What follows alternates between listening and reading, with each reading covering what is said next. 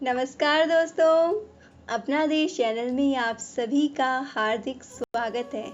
दोस्तों, दशहरे का त्योहार बुराई पर भलाई की विजय का विजय पर्व। दशहरे का दिन नए व्यापार या किसी नए काम को शुरू करने के लिए सबसे श्रेष्ठ माना गया है। इसे अबूझ मुहूर्त भी कहते हैं। नए वाहन, उपकरण, गहने या नए वस्त्र खरीदने के लिए दशहरे का दिन सबसे उपयुक्त माना गया है। दशहरे के दिन ही भगवान श्री राम ने रावण का वध किया था और मां भवानी ने महिषासुर का वध किया था। इस दिन अपने अस्त्र शस्त्रों की पूजा हमें अवश्य करनी चाहिए। ऐसा करने से हमारे अस्त्र शस्त्र ज़्यादा शक्तिशाली और प्रभावी हो जाते हैं। दोस्तों, यहाँ अस्त्र शस्त्र का मतलब है जीवन यापन के वो साधन जिनसे हम अपनी जीवन यापन के लिए साधन जुटाते हैं। दोस्तों, इस चैनल पर हम लेकर आते हैं धर्म और शास्त्र सम्मत बातें। अगर आप हमारे चैनल से जुड़े रहना चाहते हैं तो आप हमारे चैनल को सब्सक्राइब कर लीजिए और साथ ही सब्सक्राइब बटन के पास बने बेल आइकन को क्लिक कर लीजिए ताकि चैनल की लेटेस्ट अपडेट आपको सबसे पहले मिल सके। तो चलिए जानते हैं दशहरे की पूजा विधि के बारे में। हमें दशहरे की पूजा कैसे करनी चाहिए, इसके लिए हमें क्या क्या चीज़ चाहिए, क्या क्या उपाय हम कर सकते हैं, इन सब चीज़ों के बारे में हम चर्चा करेंगे। सबसे पहले जानते हैं पूजा सामग्री के बारे में। इसके लिए हमें चाहिएगा गोबर, जवारे, दही, कपास, धूप, दीप, अक्षत, आटा, सुपारी, चंदन, कुमकुम और जनेऊ। दशहरे की पूजन विधि में सबसे पहले दोस्तों सुबह सुबह की जाती है रावण की पूजा। जी हाँ दोस्तों, दशहरे के दिन सुबह रावण की पूजा की जाती है क्योंकि रावण एक प्रकांड पंडित भी था, विद्वान भी था, इसीलिए उसे सुबह सुबह पूजा जाता है रावण दहन के पहले। और इस पूजा के पहले सुबह सुबह हमें घर की सुबह जल्दी उठकर सफाई कर लेनी चाहिए और पूरे घर को गेंदे और आम के पत्तों से सजाना चाहिए। स्नान आदि कर्म करने के बाद में स्वच्छ कपड़े पहनने चाहिए और दोस्तों पुरुषों को विशेषकर सफ़ेद कुर्ता इस दिन पहनना चाहिए। इस दिन घर के सभी सदस्यों को जल्दी उठकर तैयार हो जाना चाहिए क्योंकि दशहरे की पूजा दोस्तों सभी सदस्यों को मिलकर एक साथ ही करनी चाहिए। पूजा के लिए सबसे पहले रावण बनाया जाता है और रावण बनाने के लिए गोबर का इस्तेमाल किया जाता है। और दोस्तों, जहाँ गोबर अवेलेबल नहीं होता है वो आटे की लोई से भी इसको कर सकते हैं। इसके लिए सबसे पहले गोबर के 10 गोले बनाएं और गोबर नहीं हो तो आटे के गोले बनाएं। फिर उन्हें बीच से थोड़ा सा उठा दें ताकि वो रावण के मुख के समान लग सके। फिर इन गोलों को आप लाइन से सजाकर थोड़ा थोड़ा आटा उन पर डाल दें और फिर उन पर हम कपास डालेंगे और कपास के साथ साथ थोड़ा, और अगर कपास नहीं है तो आप जनेऊ का प्रयोग कर सकते हैं।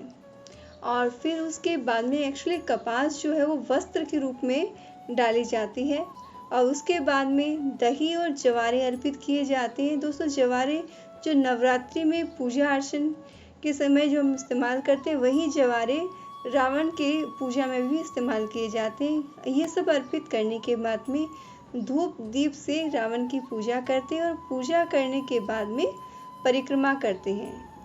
ये पूजा करने के बाद में पूर्व की ओर मुख करके भगवान विष्णु से प्रार्थना करते हैं, हे प्रभु, आप हमारे जीवन में सदा खुशियाँ लाइए, हमें दुर्बुद्धि से बचाइए, दुर्गुणों से बचाइए ताकि हम हमेशा सत्मार्ग पर चल सकें। ऐसी प्रार्थना करने के बाद में भगवान विष्णु को आप प्रणाम करें। दोस्तों, हिंदू धर्म में बहुत सारे पेड़ पौधों की पूजा होती है, जैसे पीपल, बरगद, तुलसी, बहुत सारे वृक्ष हैं जैसे कि बिलपत्र इत्यादि, बहुत सारे पौधों की पूजा होती है। वैसे ही शमी वृक्ष की पूजा करने के पीछे भी कारण है, बहुत सारी कथाएं इस पूजा से जुड़ी हुई है।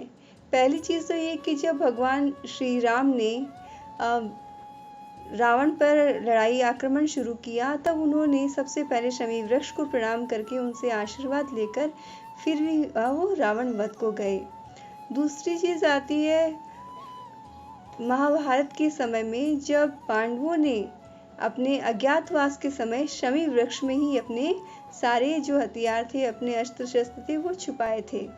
उसके साथ ही दोस्तों शमी वृक्ष को सोनपत्ती कहने की भी घटना आती है। उसकी में घटना ये आती कि राजा रघु को एक बार स्वर्ण मुद्राओं की आवश्यकता पड़ी, तो उन्होंने भगवान कुबेर से प्रार्थना की। तब भगवान कुबेर ने शमी वृक्ष के पत्तों को सोने में बदल दिया था। तभी से शमी वृक्ष को सोना देने वाला वृक्ष कहा जाने लगा और दशहरे के दिन शमी वृक्ष की पूजा की जाने लगी। शमी वृक्ष की पूजा करने के लिए दोपहर के समय शमी वृक्ष के पास जाकर बैठ जाएं, फिर पूर्व या उत्तर की ओर मुख करके बैठें। फिर वहां की भूमि को थोड़ा साफ करके शुद्ध करके चंदन और कुमकुम से अष्टदल कमल का निर्माण करें और फिर संपूर्ण सामग्री लेकर अपराजिता देवी के साथ जया विजया देवियों का ध्यान करते हुए पूजन करें। और साथ ही दोस्तों जनेऊ लेकर आप परिक्रमा करें और साथ में आपकी जो भी मनोकामना है वो आप शमी वृक्ष से प्रार्थना करते रहें उन्हें पूर्ण करने के लिए। विधि पूर्वक शमी देवी का पूजन कर शमी का पूजन मंत्र बोलना चाहिए, जो इस प्रकार से है। शमी शमय में पापम शमी लोहित कंटका धारिण्य अर्जुन बाणानाम रामस्य प्रिय वादिनी करिष्यामाण यात्रायाम यथा कालम सुखम मम तत् निर्विघ्न कर्तृत्वम भव श्री राम पूजिते। इस मंत्र के बाद में दोस्तों शमी के पत्ते लेकर उन्हें पूजा स्थान और जहाँ आपने पूजा की उस स्थान से थोड़ी सी मिट्टी ले, थोड़े से चावल और एक सुपारी, इन सब चीज़ों को आप लेकर एक कपड़े में बांध लें और फिर मन ही मन अपने कार्य सिद्धि की कामना करते हुए उस पोटली को अपने पास रख लें। और उसके बाद गुरु या ब्राह्मण जो भी आपके पास में बड़े हों उनका आशीर्वाद लें और उस मिट्टी को किसी पवित्र स्थान पर रखें। दोस्तों एक चीज़ का ध्यान रखें कि इस दिन शमी के कटे हुए पत्तों और डालियों की आप पूजा बिल्कुल ना करें। शमी वृक्ष की पूरी अच्छे से आप पूजा करें और जो पोटली आपने बनाई है उसे घर में सुरक्षित जो है वो आप रख दें।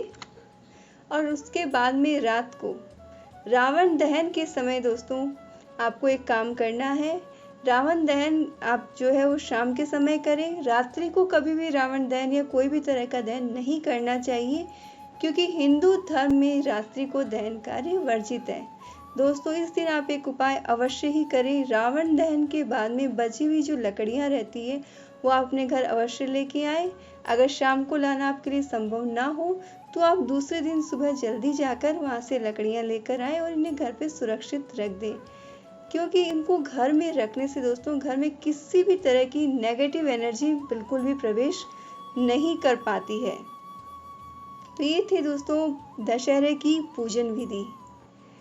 उम्मीद है दोस्तों आपको ये जानकारी अच्छी लगी होगी। अगर आपको हमारा वीडियो अच्छा लगा हो तो इसे अपने दोस्तों और